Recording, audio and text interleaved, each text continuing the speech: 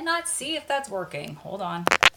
Okay, we're live. Okay, so I'm back. I finished my makeup because I was way too distracted, and I actually ran the diffuser through my hair because one time I put in the resetting spray, or what do you call that stuff? Reactivating spray. That's not the right word. Mr. Right by Diva Curl, and left my hair wet because I didn't have time. I like to answer your questions that you leave on my YouTube videos like as soon as possible because I know that you guys need help right away. I mean, around my real life. And I had a meeting or something that night, so I sprayed it on because my hair was really frizzy. I had come home from the gym, and I left it wet, and I made the video, and I looked a little crazy. Like, it reminded me of when I was in college, and I used to use the dollar store gel. Like, we called it Deep, D-E-P. I don't know if it's Dep or Deep or whatever. I'm sure you guys are aware. And I had that crazy, crunchy hair that just does not look good on me. It looked wet all the time, and I have aged a few years since college and looked a little crazy. I will link that video somewhere either up above or below so you guys can see how I looked. And my hair was like up. I saw this girl on YouTube that day. She had the cutest like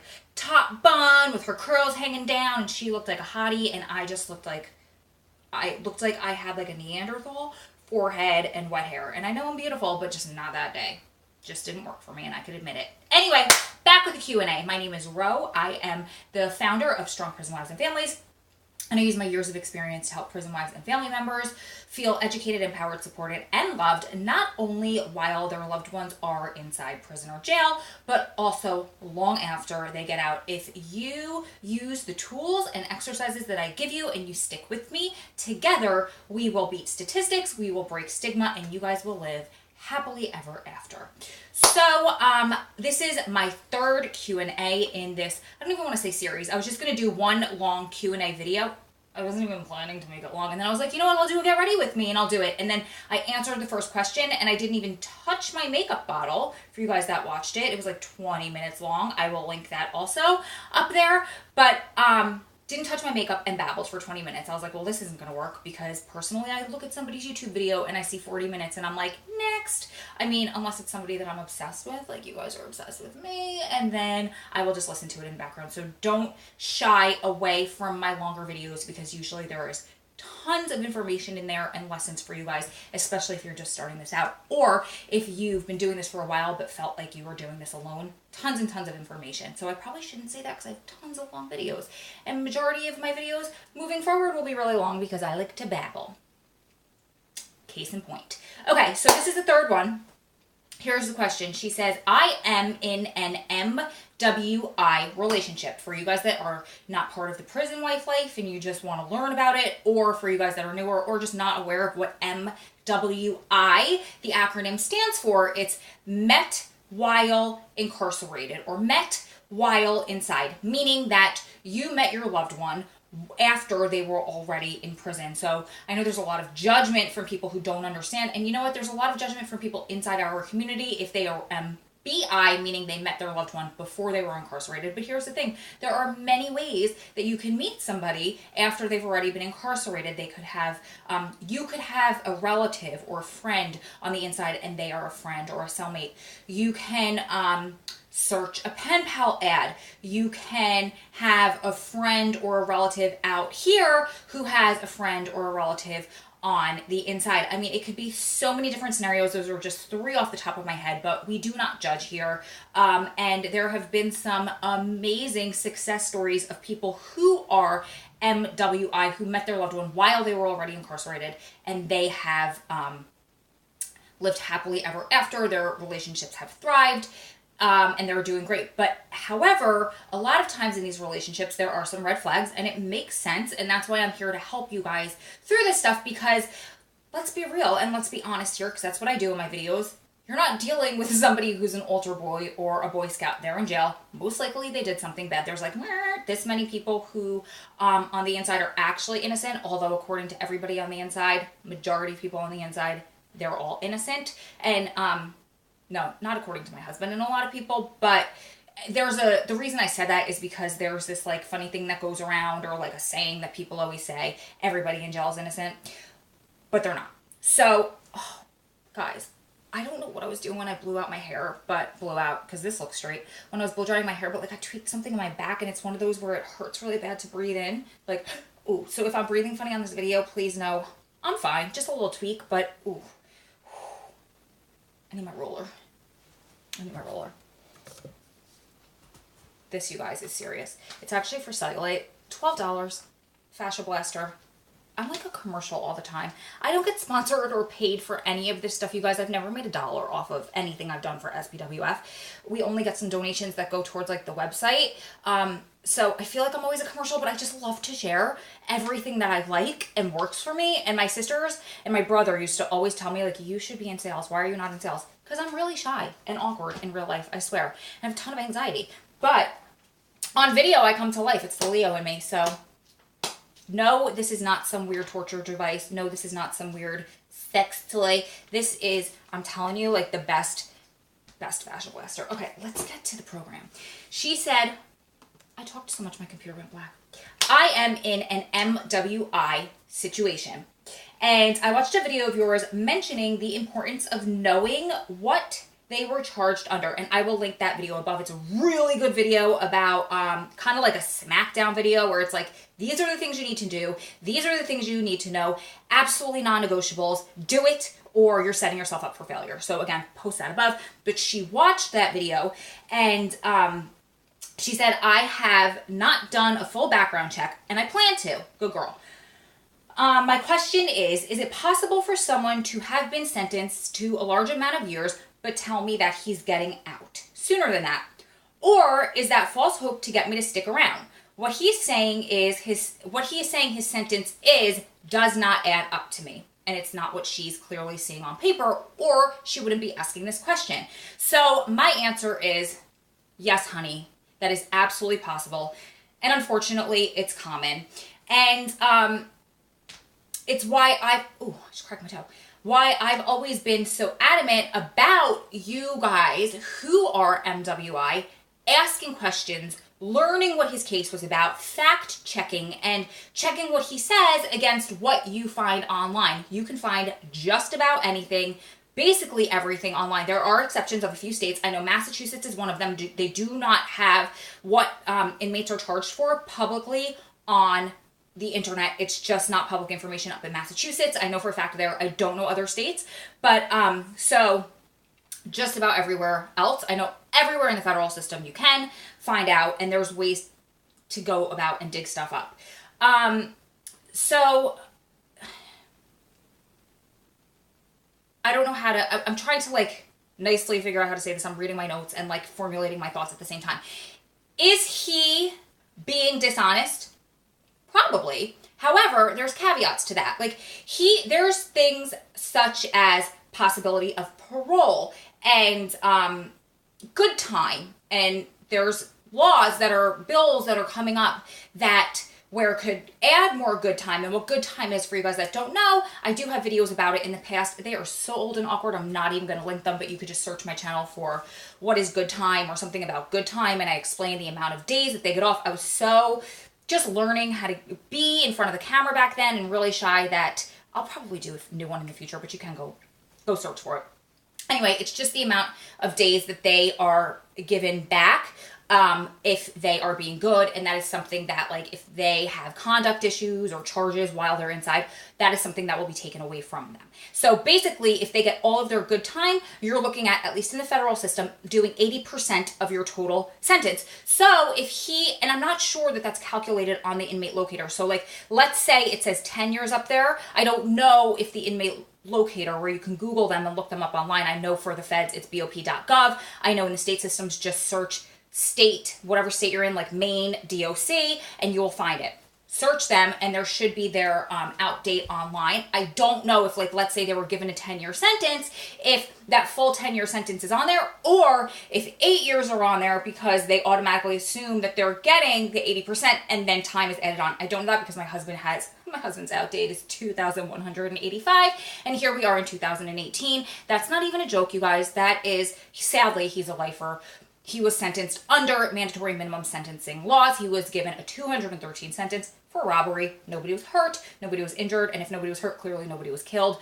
But he just got an unjust sentence, and we're working on getting that remedied. That is a perfect segue back to where I was before I got tangented. So there are things like that, and a lot of times the inmate is not necessarily lying to you. They have to hold on to that as their hope.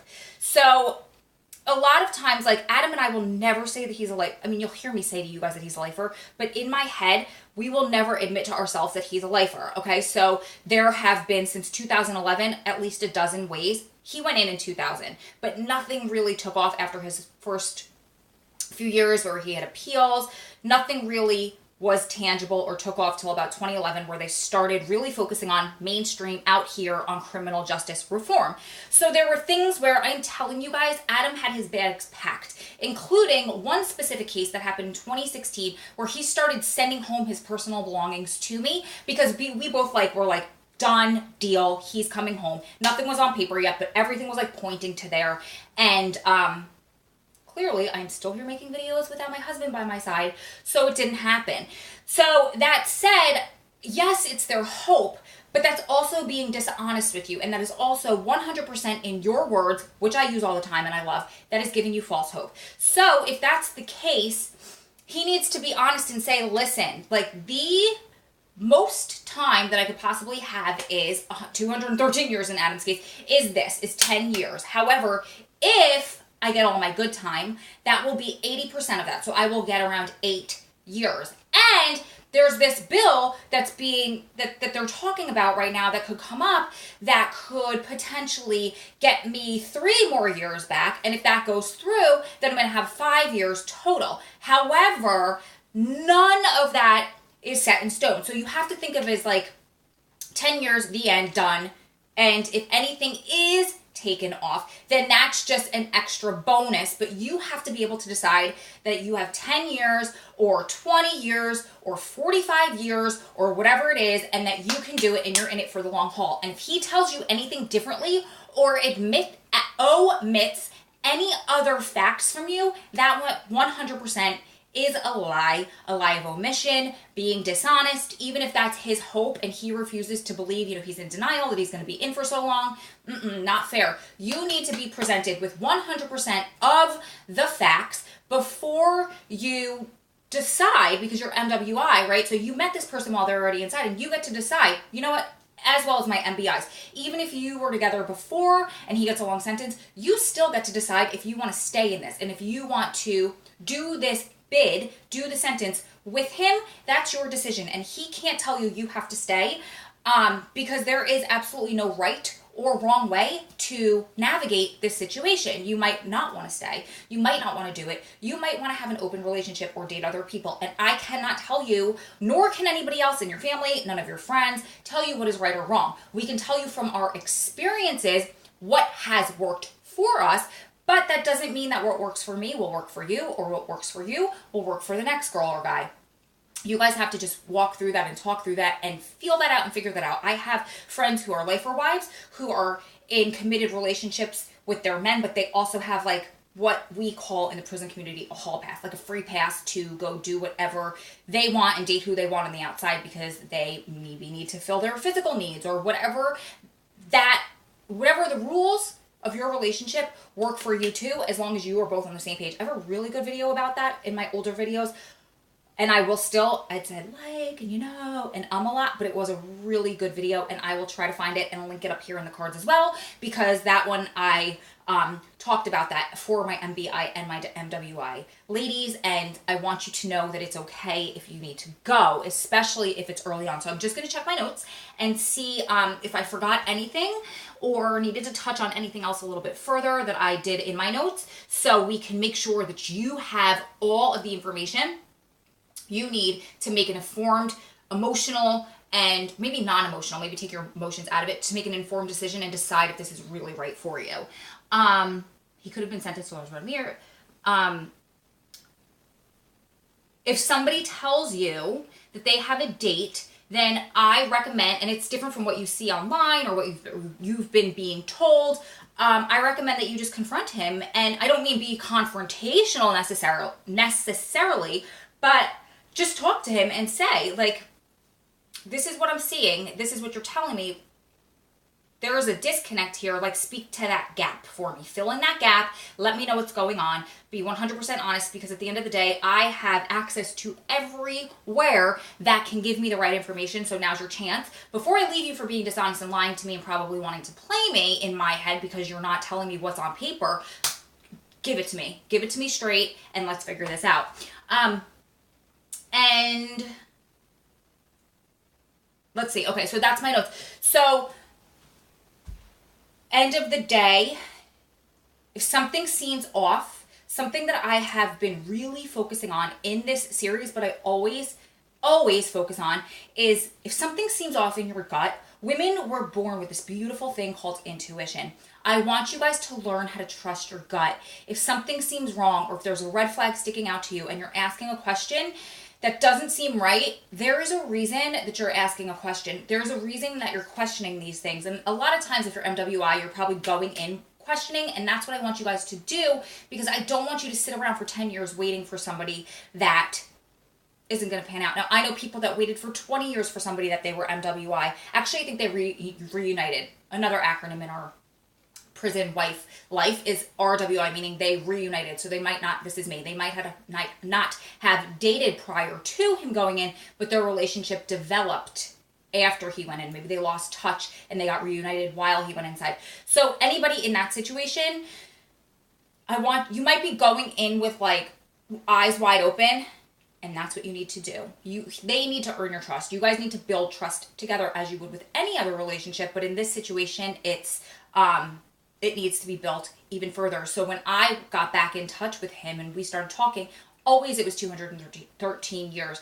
Although we feel like in our guts, this will be relieved and something will happen to, the laws will change, and a lot of stuff is pointing to that. And although I fell down and ignored my own advice a few times because I got really, really set on the fact that he was coming home when President Obama was pushing the clemency initiative of 2016, and it looked like that, and everything was pointing to it, and we were strung along until the very last day when he wasn't on the denial list, and they said every single petition will be gone through and there will be a response by the day Obama is out of office, and that didn't happen. They left about 10,000 petitions sitting. Unfortunately, ours was one of theirs. It wasn't denied. However, it wasn't, of course, approved, or Adam would be home. So I put my hopes into that, and I want you guys to make sure that you're remaining hopeful. But in my heart and in my mind, 213 years is what's on paper. And until I have proof, tangible proof that it's different, then 2,185 is the year on record that Adam will be released from prison. None of us will live, realistically, until 2,185. If there was a way that I could figure out how to do that so I could have a life with my husband outside of prison, I absolutely would. But 213 years was his sentence, and that's what it is. Even 80% of that is still longer than, 7 times longer than our lifetimes. So just make sure that you're getting the facts, that you're talking to him about it, and learn about his case and fact check, like this woman said. Do you need to do a full extensive, pay for a background check? That's up to you. I don't think it necessarily needs to go that far. I mean, Google is a beautiful thing. There's going to be articles about the case. There will be, you have the DOC locator, you have the inmate locator, the BOP inmate locator. You can find out facts where you don't have to necessarily pay for a background check unless that's something you want to do, and then bless you, sister or brother, do it. But I think that's it. My phone's probably running out of battery. I've made 3 in a row. So you guys keep staying strong, keep loving strong, keep supporting one another through this journey, because you're one day closer to it all being over. Lots of love from my heart to yours. I will see you, beautiful men and women, in the next one. Until then, I almost said lots of love. Until then, I will see you then. Bye, guys.